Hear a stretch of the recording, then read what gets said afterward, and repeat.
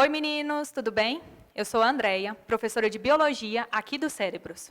Sou bacharel e licenciada em Biologia e mestre em Genética. Bora começar? Hoje a nossa aula vai ser sobre ácidos nucleicos.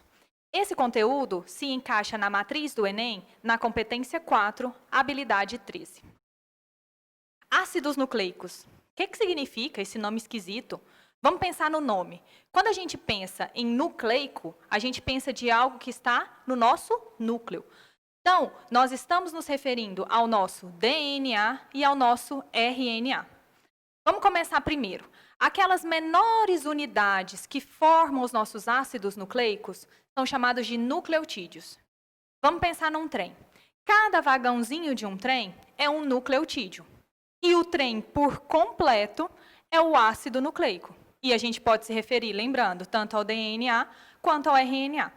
Mas a gente precisa saber qual que é a estrutura desse vagãozinho. O que tem dentro desse vagãozinho? Então, vamos saber qual é a estrutura do nosso nucleotídeo. O nucleotídeo é formado basicamente por 3 estruturas. Um grupamento fosfato, uma pentose, ou seja, um açúcar, que pode ser uma ribose no RNA ou uma desoxirribose no DNA, e também é formado por uma base nitrogenada. Tá, e essas bases nitrogenadas, quem são elas? Elas são divididas em 2 grupos. O primeiro grupo é o grupo das bases púricas. Professora, como é que eu vou lembrar disso? As bases púricas são a adenina e a guanina. Vamos lembrar de um macetezinho? Vamos pensar que a água é pura. Água, eu vou lembrar do A e do G, e o pura, eu vou lembrar de púricas. Então, as bases nitrogenadas púricas são a adenina e a guanina. Já as bases pirimídicas, é o resto, são todas as outras. São timina, uracila e citosina. Outra coisa, uma base púrica com uma base púrica não dá certo. Elas se chocam, elas brigam. Sempre tem que se ligar uma base púrica a uma base pirimídica. Então, vamos lá saber mais como que a gente vai fazer essas ligações de bases púricas e pirimídicas. Eu sempre vou ligar a adenina com a timina e a citosina com a guanina. Difícil. Vamos tentar fazer um macetinho? Vamos tentar montar uma musiquinha para ver se a gente consegue lembrar qual base nitrogenada se liga com qual? Vamos lá. A com T, T com A. C com G, G com C. De novo. A com T, T com A. C com G, G com C. Bom, já deu para gravar, né? O primeiro ácido que a gente vai ver é o ácido desoxirribonucleico. Um nomão, né? Esquisito, mas a gente chama por DNA. Muito mais fácil de se lembrar e todo mundo conhece. O nosso DNA, uma das características dele é que ele possui um açúcar lá no seu nucleotídeo. A pentose dele é uma desoxirribose. E quais são as bases nitrogenadas que eu encontro no DNA?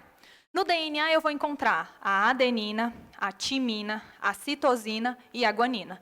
Lembrando que A com T, T com A, C com G, G com C. Uma outra característica do nosso DNA é que ele é dupla fita. Além disso, a função dele é a função de hereditariedade. O próximo ácido nucleico é o nosso ácido ribonucleico, também conhecido para os íntimos como RNA.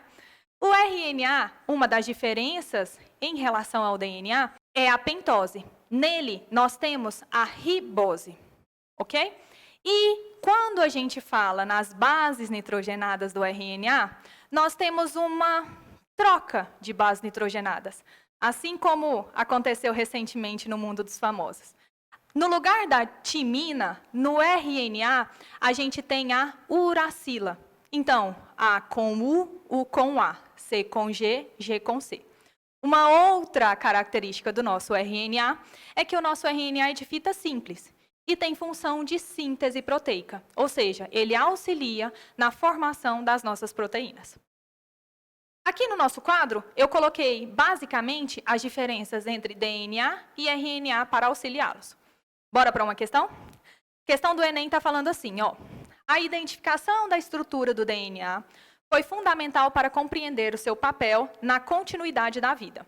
Na década de 50, um estudo pioneiro determinou a proporção das bases nitrogenadas que compõem moléculas de DNA de várias espécies.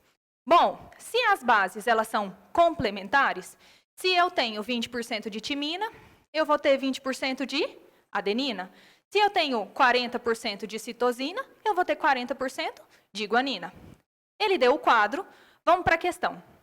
A comparação das proporções permitiu concluir que ocorre emparelhamento entre as bases nitrogenadas e que elas formam.